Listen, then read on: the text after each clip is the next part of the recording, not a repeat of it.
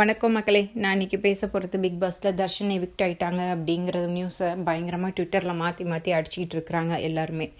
நான் அதை பற்றி தான் பேச போகிறேன். எல்லோரும் மெயினாக பேசுகிறது என்ன அப்படின்னு பார்த்தீங்கன்னா, விஜய் டிவி தான் வந்து எல்லாமே டிசிஷன் எடுக்கிறாங்க, விஜய் டிவி வந்து அப்படி, விஜய் டிவி இப்படி அப்படின்னு சொல்லி சொல்கிறாங்க. மெயினாக நீங்கள் யோசித்து பார்த்தீங்கன்னா, இந்த பிக் பாஸ் ஷோவை நடத்துகிறது எண்டிமோல் ஷைன் அப்படிங்கிற ஒரு இன்டர்நேஷ்னல் பிராண்டு தான் இந்த ஷோவை நடத்துகிறாங்க.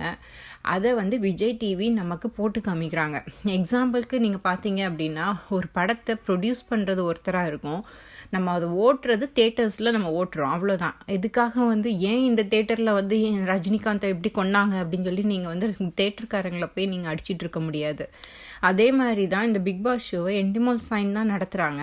அது ஒரு இன்டர்நேஷ்னல் பிராண்ட், அவங்களுக்குன்னு set of rules and regulations இருக்குது. ஒரு பெரிய ஒரு கம்பெனி ஒரு ரூல்ஸ் அண்ட் ரெகுலேஷன்ஸ் ஃபாலோ பண்ணி நிறைய லாங்குவேஜஸில் நடத்துகிறாங்க. அப்படிங்கும்போது அவங்க எவ்வளோ ஸ்ட்ரிக்டாக ஃபாலோ பண்ணுவாங்க அப்படின்னு ஒன்று இருக்குது. ரெண்டாவது வந்து ஒளிபரப்பு பண்ணுற ஒரு டிவியை வந்து நீங்கள் மாற்றி வந்து ஏன் வந்து தப்பாக பேசுகிறாங்க அப்படிங்கிற ஒரு பாயிண்ட்டும் இருக்குது. இது ஒரு பக்கம் இருக்க. ரெண்டாவது இன்னொரு பக்கம் வந்து ட்விட்டரில் இன்னொன்று என்ன ட்ரெண்ட் ஆகிட்டுருக்கு அப்படின்னு பார்த்தீங்கன்னா, வனிதாவும் கஸ்தூரியும் மாற்றி அடிச்சுக்கிட்டு உட்காந்துட்ருக்குறாங்க. அது ஒருத்தர் சண்டை போட்டு கடைசியில் வனிதா வந்து கஸ்தூரியை பிளாக் பண்ணுற லெவலுக்கு வந்துட்டாங்க.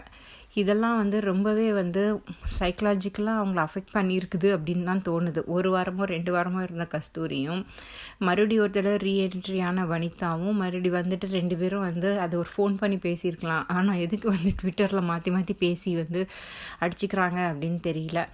இதுதான் வந்து இப்போதைக்கு உரிய நிலவரம்.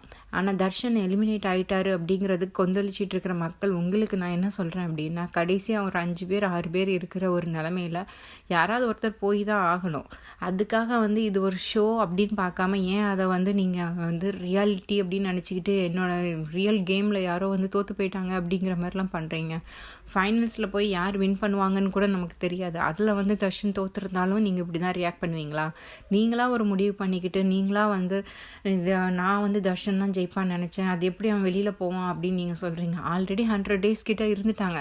வெளியில் போகிறது வந்து இட்ஸ் ஆல்ரெடி யாராவது ஒருத்தர் போய் தான் ஆகணுங்கிற பட்சத்தில் தர்ஷன் போகிறாங்க, அவ்வளோதான். இது ஒரு சிம்பிள் விஷயத்தை ஏன் இவ்வளோ பெரிய விஷயமா எடுத்துகிட்டு எல்லோரும் மாற்றி அடிச்சுக்கிறீங்க அப்படின்னு தான் எனக்கு தெரியல.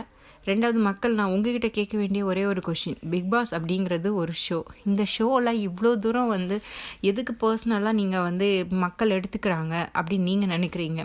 அது அவங்களோட ரியல் லைஃப்பை வந்து அவங்க கம்பேர் பண்ணுறாங்கன்னு நினைக்கிறீங்களா?